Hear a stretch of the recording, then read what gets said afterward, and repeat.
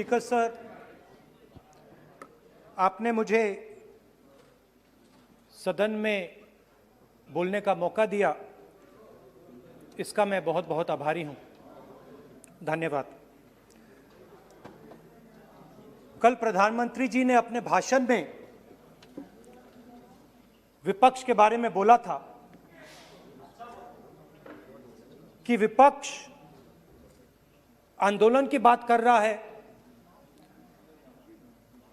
मगर जो कृषि कानून है उनके कंटेंट के बारे में और उनके इंटेंट के बारे में विपक्ष नहीं बोल रहा है। तो मैंने सोचा आज प्रधानमंत्री जी को खुश करें और जो 3 किसान के बिल हैं, खेती के बिल हैं, उनके कंटेंट का और इंटेंट का की बात करें। हाँ, बजट पे बोलेंगे। आप शांत हो जाइए प्लीज। मालूम है किसान का मुद्दा भी बजट का मुद्दा है, आप उनका आदर कीजिए।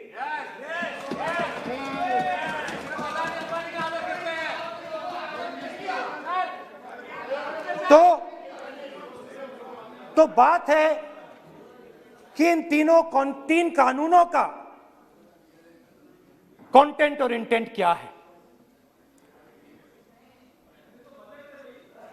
तो पहले कानून का कंटेंट, कोई भी व्यक्ति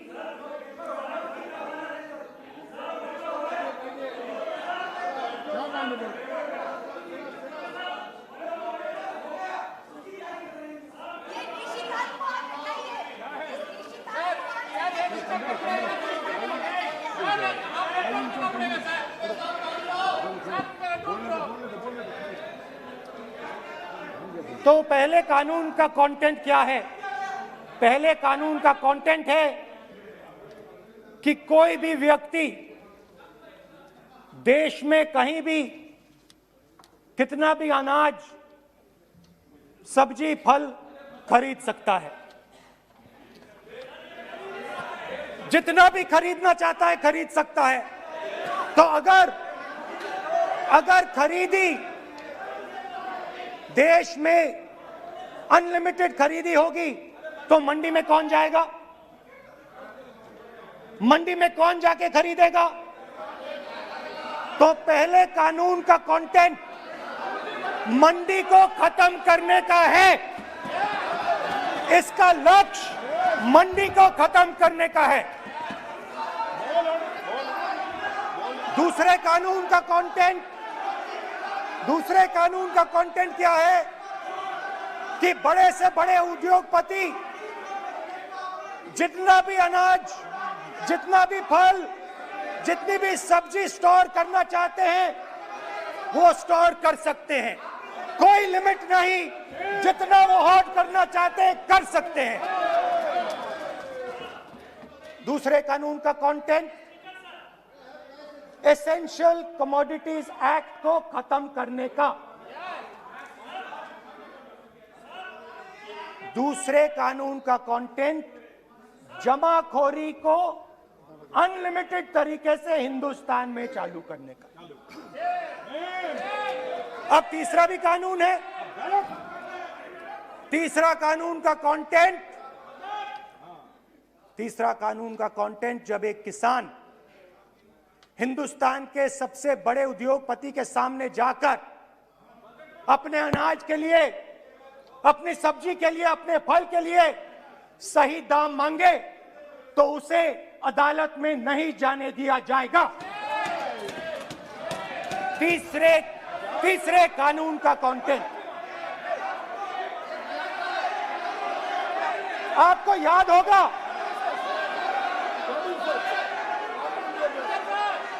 स्पीकर सर,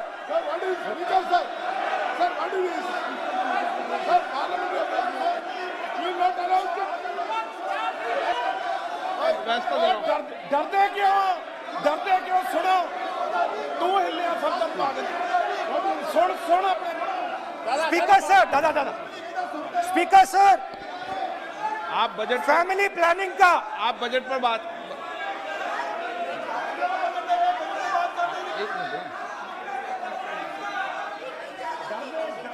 आप सर, सालों पहले फैमिली प्लानिंग का एक नारा था, आपको याद होगा, हम दो हमारे दो।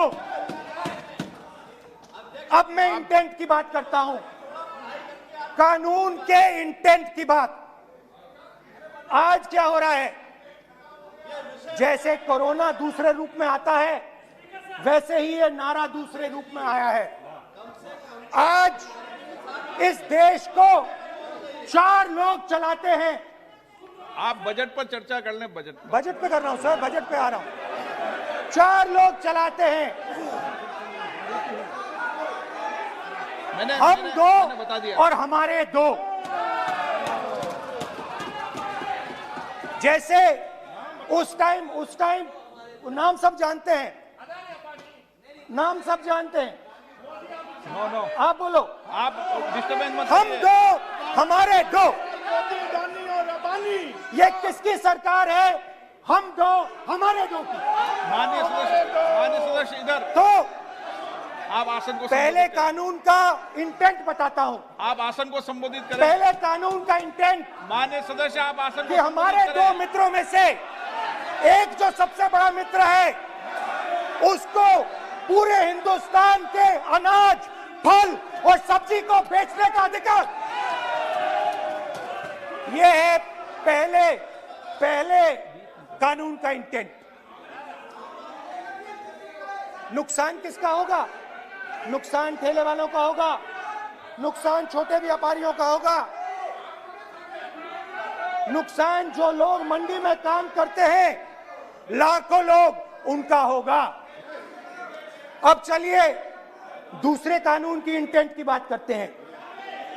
दूसरा कानून का इंटेंट दूसरे मित्र की मदद करने का है। दूसरे मित्र को पूरे देश में अनाज, फल और सब्जी की स्टोरेज की मोनोपोली दी जा रही है। आज दूसरा मित्र 40% हिंदुस्तान का अनाज अपने साइलों में रखता है। ये कांग्रेस पार्टी की बैठक नहीं है, ये सदन है। फल और सब्जी अगर बजट में साइलोज में रखेगा। ये सभा नहीं है। प्रधानमंत्री कहते हैं सर मैं अध्यक्ष जी आपको कहना चाहता हूँ, जब आपने बजट के लिए चर्चा के लिए पुकारा, मैं बता रहा हूँ, एक मिनट बैठिए। माननीय सदस्य, आज बजट पर चर्चा है, मैं आग्रह करता हूँ। प्रधानमंत्री कहते हैं बजट पर कि मैंने ऑप्शन दिया है। हाँ, आपने ऑप्शन दिया है। 3 ऑप्शन दिए हैं। पहला ऑप्शन भूख, दूसरा ऑप्शन बेरोजगारी, तीसरा ऑप्शन आत्महत्या। ये 3 ऑप्शन आपने दिए हैं। अब देखिए मामला क्या है। मामला ये है कि हिंदुस्तान का सबसे बड़ा बिजनेस, सबसे बड़ा व्यापार एग्रीकल्चर का है। अब बजट 40% आबादी इस पे जीती है, इससे जीती है। 40 लाख करोड़ रुपए का धंधा है। इसमें किसानों को फायदा मिलता है,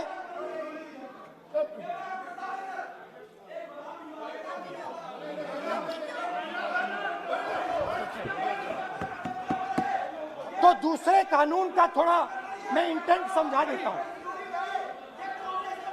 दूसरे कानून का इंटेंट है, पानी दो, पानी गिर जाएगा, पानी दो।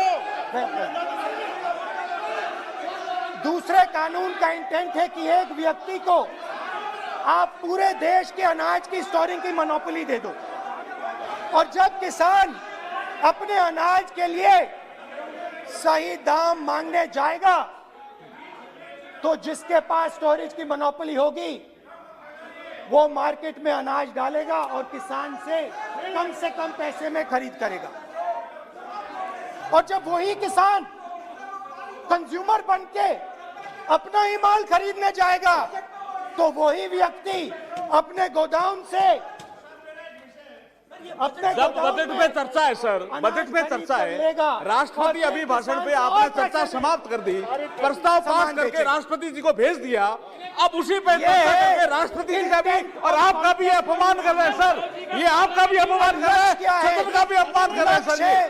कि इस देश की जो रीढ़ की हड्डी है, किसान, मजदूर, छोटे दुकानदार, व्यापारी, उस रीढ़ की हड्डी को तोड़ के टुकड़े टुकड़े करके दो मित्रों को दे दो। Sir rule 218 sir, rule 218 sir, rule sir, the debate on appropriation bill shall be restricted. The debate on appropriate bill shall be restricted to the matters of the public importance or administrative clausely employed in the grants covered by the bill which have not already been raised while the relevant demands of grants were under consideration. I would like to remind him that he should restrict his speech to the budget, number 2, and he is claiming that 40% of the groceries and other things, vegetables, they are kept in Adani's and Ambani's place. Let him prove that. Where from? He should place it on the table. He should place it on the table. Where can he get all these documents? Where statistics कहाँ से आए? इसको authenticate करना है. Record में नहीं जाएगी. चलिए बैठिए. आप बोलने दे रहे हैं क्या? सर आपने माइक बंद कर दिया. बोलने दीजिए. बैठिए. माइक बंद कर दिया सर आपने. सर बैठिए. आप क्यों डिस्टर्बेंस कर? आप बोलने दीजिए ना. आप कोई रूल बता रहे हैं क्या?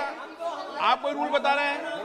अधीर रंजन जी, अधीर रंजन जी, अधीर रंजन जी को बता जाए. अधीर रंजन जी.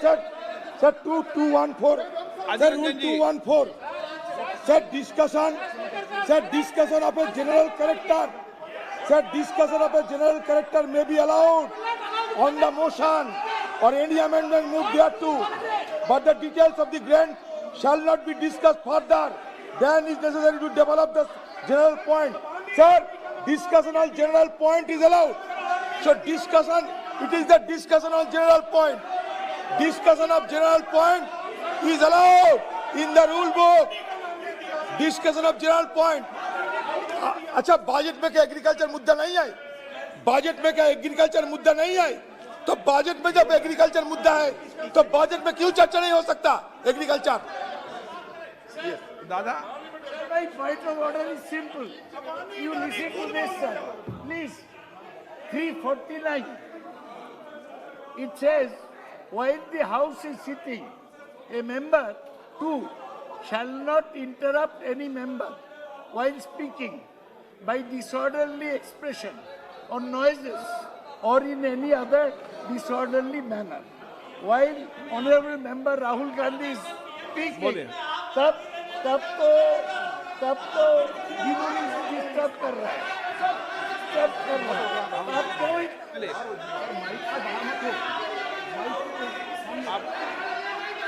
आज ये क्या कल नहीं था क्या? कल नहीं था.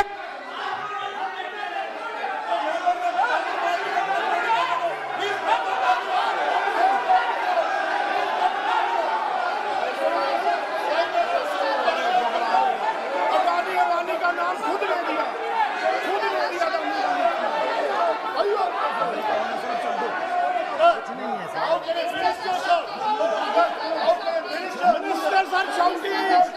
मंत्री शोर डाल रहे हैं. मंत्री, ऐसा कभी हुआ नहीं. मंत्री भाग रहे हैं, रूल बुक ढूंढ रहे हैं.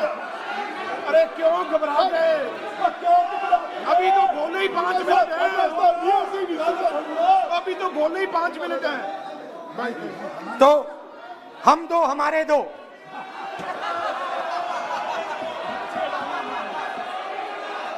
वो आपको याद होगा, वो फोटो होती थी 4, हम दो हमारे दो.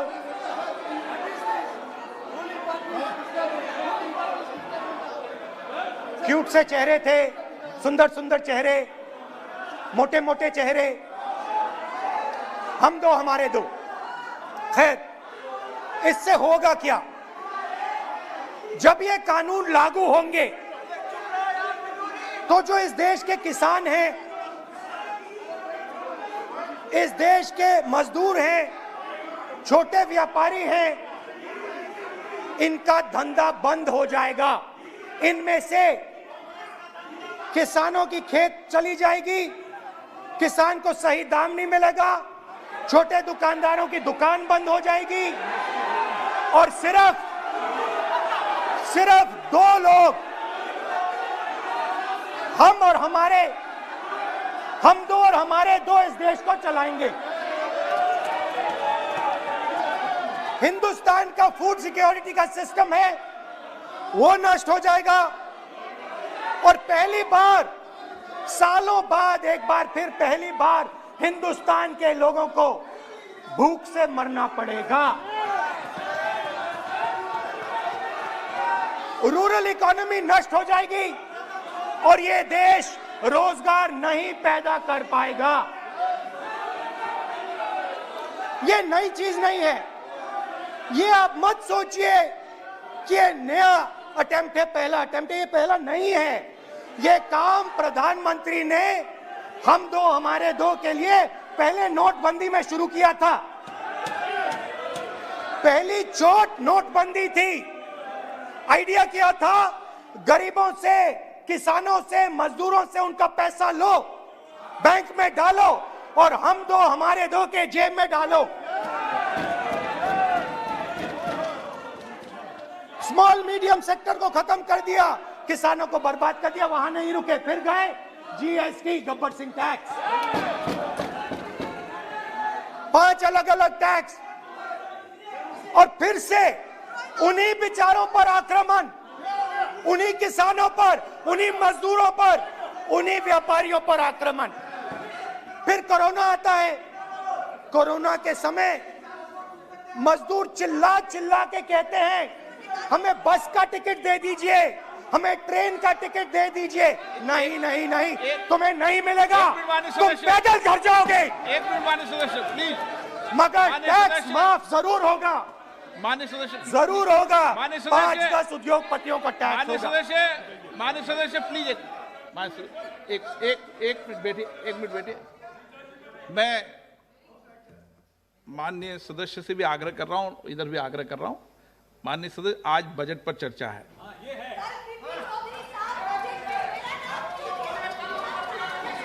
चलो चलाओ।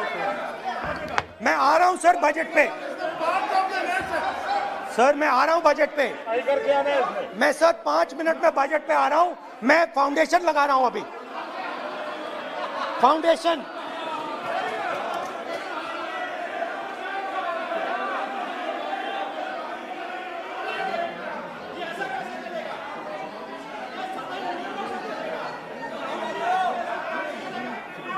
तो पहले नोटबंदी, फिर जीएसटी, फिर कोरोना के समय उन्हीं 4, 5, 10 लोगों को पूरा का पूरा कर्जा माफ, 10 लाख करोड़ रुपए जो भी था कर्जा माफ। मगर हुआ क्या? हिंदुस्तान का रोजगार का जो सिस्टम है, जो स्मॉल एंड मीडियम इंडस्ट्री है, वो खत्म हो गई। आज ये देश रोजगार नहीं पैदा कर सकता है, सीधी सी बात। और आज नहीं, कल भी ये देश रोजगार नहीं पैदा कर पाएगा, क्योंकि आपने इस देश की रीढ़ की हड्डी तोड़ दी है। किसान की, मजदूर की, छोटे दुकानदार की, स्मॉल मीडियम बिजनेस की रीढ़ की हड्डी तोड़ दी।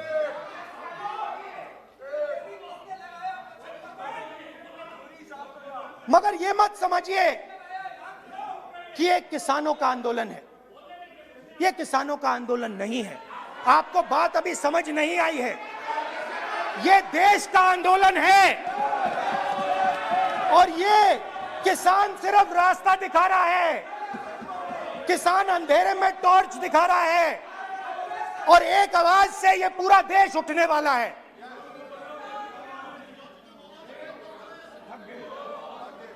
पूरा देश एक आवाज से हम दो हमारे दो के खिलाफ उठने जा रहा है।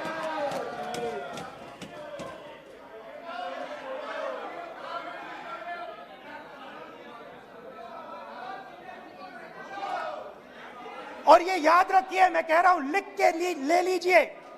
आप सोचते हो कि हिंदुस्तान के किसान को, मजदूर को, छोटे दुकानदार को अपने पैसे से, अपने धन से परे कर सकते हो, ये आप सोचते हो। आप ये सोचते हो। आप लिख के ले लो मुझसे, किसान 1 इंच पीछे नहीं हटने वाला है। किसान आपको हटा देगा, मजदूर आपको हटा देगा, छोटा दुकानदार आपको हटा देगा, मगर वो पीछे 1 इंच नहीं हटने वाला। आपको कानून वापस लेना ही पड़ेगा। अब बात करते हैं बजट की। जब बजट पर बातचीत करने की बात उठी थी, प्रेसिडेंट एड्रेस पे बात करने की बात उठी थी, तो हमने कहा था, विपक्ष ने कहा था, हमें किसानों के आदर करने के लिए किसानों के सब्जेक्ट पे अकेला बोलने दीजिए, एक साथ हम सब मिलकर किसानों के मुद्दे पे बोलेंगे। स्पीकर सर ने सरकार से पूछा और सरकार ने कहा नहीं, किसानों के मुद्दे पर चर्चा नहीं होगी, बजट पे होगी और प्रेसिडेंट एड्रेस पे होगी, अलग चर्चा किसान के मुद्दे पे नहीं हो सकती। तो प्रोटेस्ट में मैं कह रहा हूं, मैं बजट पे आज यहां टिप्पणी नहीं करने वाला हूं। मैं आज सिर्फ किसान के मुद्दे पे बोलूंगा और उसके बाद मैं अपना मुंह चुप कर दूंगा। अंत में मैं कहना चाहता हूं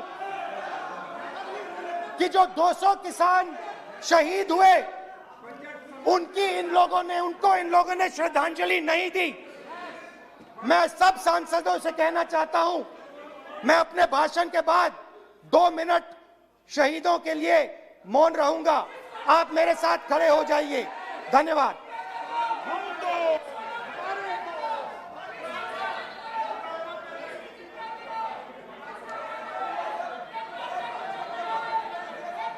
एक मिनट, आप बैठो।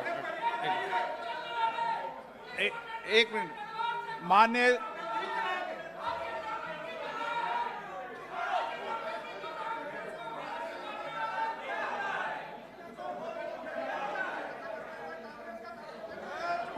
सदस्यगण, प्लीज बैठिए माननीय, प्लीज बैठिए। माननीय सदस्यगण, इस सदन को चलाने की जिम्मेदारी आपने मुझे दी है, और कोई भी माननीय सदस्य कहेगा मैं आज उत्तराखंड के मरे लोगों पर श्रद्धांजलि अर्पित करता हूं, कोई कहेगा कि मैं आज बॉर्डर पर मरे श्रद्धांजलि अर्पित करूं, ये जिम्मेदारी आपने मुझे दी है। आप बोल रहे हैं तो